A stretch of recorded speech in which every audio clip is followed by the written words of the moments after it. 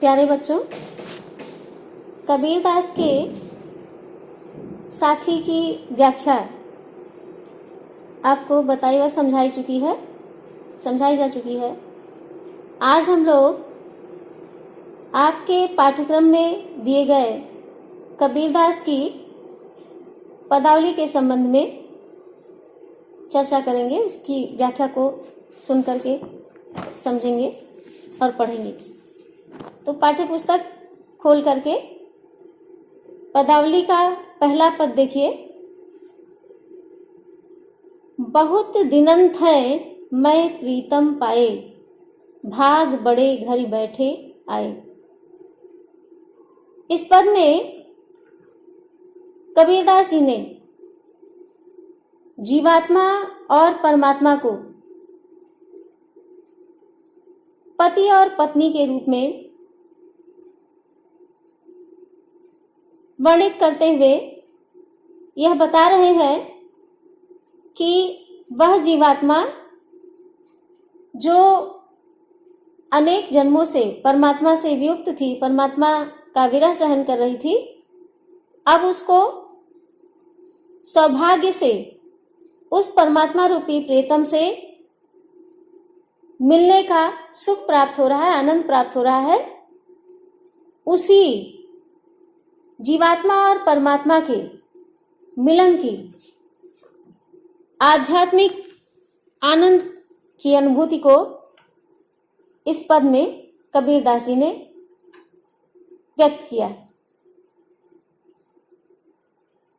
कबीरदास जी कहते हैं कि बहुत दिनंत है मैं प्रीतम पाए।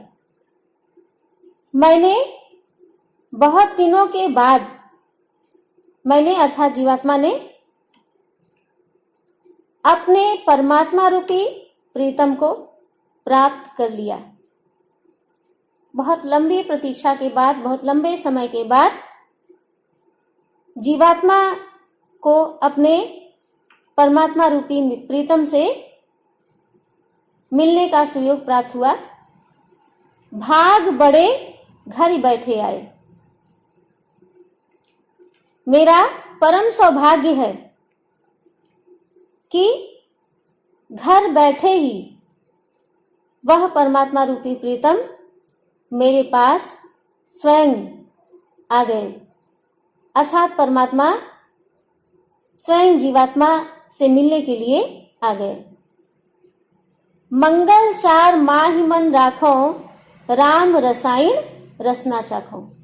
तो अब जब जीवात्मा रूपी प्रीतमा के पास, उनके निकट परमात्मा रूपी प्रीतम घर बैठे भाग्यवश आ गए, संजोगवश आ गए, तो उस परमात्मा का मान सम्मान रखने के लिए, उसके आगमन से, उनके आ जाने से पुलकित होकर, आनंदित होकर, मैं मन ही मन, यानी जीवात्मा के लिए, अपने लिए कबीरदास जी अपनी जीवात्मा के लिए कह रहे हैं कि मन ही मन मंगल गीत गाने लगी। उनके स्वागत के लिए मंगल गान करने लगी, मंगल गीत गाने लगी। राम रसायन रसना चाखो, और अपनी जिह्वा से राम के रस का आस्वादन करने लगी। अपनी जीवा से ईश्वर के रस का, राम के रस का जो आनंद था, उसका आस्वादन मैं करने लगी। मंदिर माहि भया उजियारा, ले सूती अपना पीऊ प्यारा। तो मेरे मन रूपी मंदिर में चारों तरफ ज्ञान का आलोक फैल गया, ज्ञान का आलोक प्रकाशित हो गया, और उस मंदिर में मैं अपने परमात्मा रूपी प्रीतम को साथ लेकर उनसे मिलन का सुख प्राप्त करने लगी, मिलन का आनंद प्राप्त करने लगी। मैं निराशी जे निधि पाई, हम ही कहा यह तुम ही बड़ाई। तो मैं निराशी, मैं तो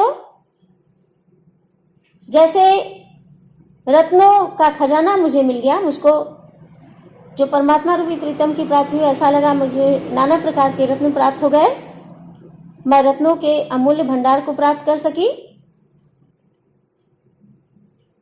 तो ऐसे में जब मुझे परमात्मा की प्राप्ति रूपी रत्नों का खजाना मिल गया, या परमात्मा की प्राप्ति रत्नों के खजाने के मिलने के जैसा सुख मैं उनको पाने के बाद उस आनंद की अनुभूति करने लगी। हमें कहा यह तुम्हें बड़ाई। तो मुझे परमात्मा रूपी प्रीतम की प्राप्ति हुई, वो खजाना मिला, इसमें मेरी कोई बड़ाई नहीं है। मैं इस लायक नहीं थी, मैं इस योग्य नहीं थी। यह तो उनकी कृपा है, उनकी महानता है कि उन्होंने मुझे इस योग्य समझा और मुझको उन्होंने अपना बनाया, मुझको उनकी प्राप्ति हुई। कहे कबीर मैं कछु न कीन्हा, सखी सुहाग राम मोहि दीन्हा। तो कबीरदास जी कहते हैं कि मैंने कुछ नहीं किया, यह तो खाली उनकी कृपा का परिणाम है कि मुझे यानी जीवात्मा को परमात्मा रूपी सुहाग, परमात्मा रूपी प्रीतम के माध्यम से सुहाग की प्राप्ति हुई है, सौभाग्य की प्राप्ति हुई है। यह खाली उनकी कृपा का परिणाम है, उनकी दया है, इसमें मेरा कुछ नहीं है। इस प्रकार से हमने पहले पद की व्याख्या को देखा और पढ़ा। आगे जो पद है, पदावली का दूसरा पद बहुत ही महत्वपूर्ण है, जिसमें आंधी के प्रतीक के माध्यम से कबीरदास जी ने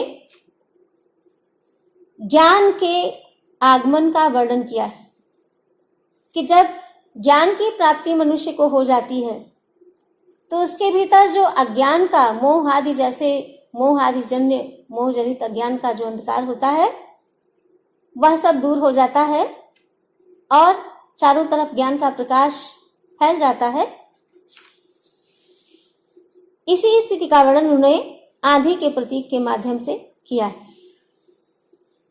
संतो भाई आई ज्ञान की आंधी रे। हे संतो, आज ज्ञान की आंधी आई है, तो इस ज्ञान की आंधी के आने का क्या परिणाम हुआ है, अगली पंक्ति में कवि स्पष्ट करता है। भ्रम की टाटी सबय उड़ाड़ी, माया रह न बांधी रे। इस ज्ञान की आंधी के आने के परिणाम स्वरूप जितने भी मेरे भ्रम थे, भ्रम की जो टटिया थी, टटिया कहते हैं जो छप्पर में लगा पर्दा होता है, तो जो भ्रम की टटिया थी वो उड़ गई और माया रहन बांधी रे। माया के जो बंधन थे वो समाप्त हो गए, माया रूपी रस्सी के बंधन टूट गए, समाप्त हो गए, इसलिए जो भ्रम की टटिया थी वो पूरी तरह से उड़ गई। अर्थात अब मेरा सारा भ्रम दूर हो गया है और क्या वास्तविक है, क्या अवास्तविक, क्या अवास्तविक है, इसका अंतर मेरी समझ में आने लगा। दुचिते की दुई थुनी गिरानी, मोह बलिंदा टूटा। और क्या परिणाम हुआ इस ज्ञान की आंधी का कि इस प्रबल ज्ञान की आंधी के वेग के कारण, जैसे आंधी के आने से उसकी जो थूनी होती है, खंबे होते हैं जिसके सहारे छप्पर टिका रहता है, वो गिर जाते हैं, उसी प्रकार से इस ज्ञान की आंधी के आने के परिणाम स्वरूप मोह और आसक्ति जैसे जो खंभे थे वह गिर गए। दुचिते की दुई थुनी गिरानी, मोह बलिंदा टूटा। और मोह और आसक्ति का जो स्तंभ था वह भी ढह गया। तृष्णा छान पड़ी घर ऊपर, कुबध का भांडा फूटा। इसके परिणाम स्वरूप जो तृष्णा रूपी छप्पर थी वह गिर करके घर के ऊपर पड़ गई और तृष्णा रूपी छप्पर के गिरते ही कुवध यानी जो मन के भीतर अहंकार आदि जैसे जो विकार थे वे सारे के सारे अहंकार जैसे विकार टूट गए, समाप्त हो गए पूरी तरह से। उसी प्रकार जैसे आंधी के आने पे जब छप्पर गिरती है तो उसके भीतर रखे हुए जो मिट्टी के बर्तन होते हैं वो टूट फूट जाते हैं, उसी प्रकार से अहंकार की भी स्थिति समाप्त हो गई, अहंकार भी टूट गया।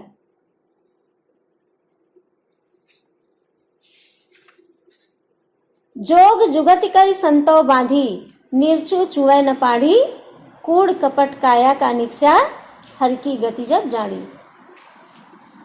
तो जब छप्पर टूट गया,